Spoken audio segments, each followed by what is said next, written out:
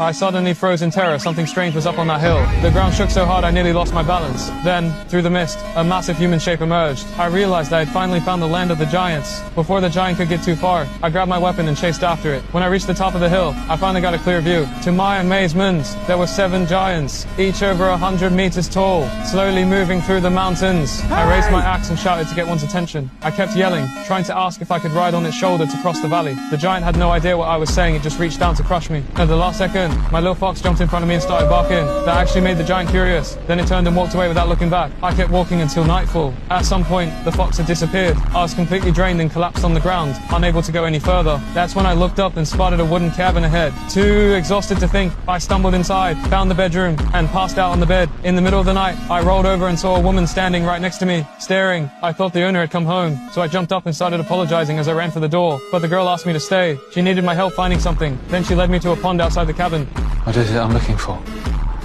My head. My legs nearly gave out. I jumped into the pond and pulled her skull up from the bottom. When I went back inside, I saw her skeleton lying on the bed where I had been sleeping. Then the skull in my hands came to life. As I watched in shock, the head on the ground spoke. The Green Knight is someone you know. Then she turned back into bones. I placed the skull with the rest of her body and got out of there as fast as I could. After another day and night of traveling, I finally came across another house. The moment I stepped through the castle gates, I collapsed. The owner was a wealthy lord. He told me the Green Chapel was very close by, so I decided to rest here for a few days before heading there. A day passed, and nothing seemed out of the ordinary. But then the lord left, and his wife walked in.